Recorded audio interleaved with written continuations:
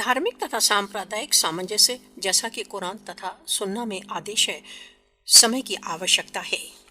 सामान्यतः मुसलमान, ईसाई, हिंदू, सिख सहित सभी धर्मों के लोग पाकिस्तान में शांतिपूर्वक निवास करते हैं।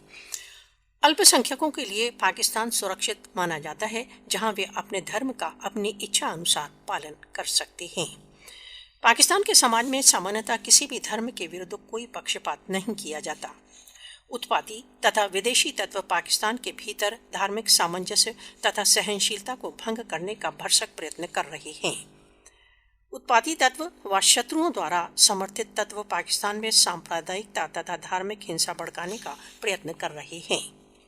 पाकिस्तान की सरकार ने उन सभी के साथ जो देश में सांप्रदायिक तथा धार्मिक तनाव उत्पन्न करने में सम्मिलित हैं, कठोरता के साथ निपटने का निर्णय लिया है।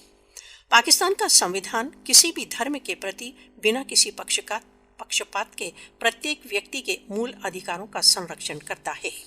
कायदे-ए-आज़म मोहम्मद अली जिन्ना सहित पाकिस्तान के संस्थापकों ने पाकिस्तान में बहुधार्मिकता की धारणा को अपनाया।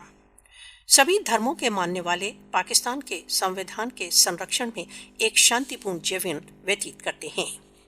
पाकिस्तानी सरकार की नीतियां देश में शांति व सामंजस्य के विकास में अपनी भूमिका निर्वाह कर रही हैं। गत वर्ष सिखों के लिए करतारपुर कॉरिडोर का खोलना इस बात का एक उत्तम उदाहरण है कि राज्य के रूप में पाकिस्तान धार्मिक स्वतंत्रता को प्राथमिकता देता है। यहाँ तक कि राष्ट्रसंघ प्रमुख एंटोनियो गुटेरेस ने भी फरवरी 2020 में पाकिस्तान की यात्रा के समय पाकिस्तान में परस्पर धर्मों के सामंजस्य की सराहना की। भारत को मोदी के नेतृत्व में सभी अल्पसंख्यकों के विरुद्ध हिंदुत्ववादी घृणा का सामना है। भारत में मोदी के सत्तारूढ़ होने के पश्चात से धार्मिक अल्पसंख्यकों के विरुद्ध अपराधों में वृद्धि हो गई है। हिंदू समूह द्वारा मुसलमानों, ईसाइयों तथा अन्य धर्मों के लोगों के विरुद्ध आक्रमण भारत की दिनचर्या का भाग बन चुका है। हिंदुत्व तत्व अन्य धर्मों के ऊपर हिंदू धर्म के प्रभुत्व का प्रचार कर रहे हैं।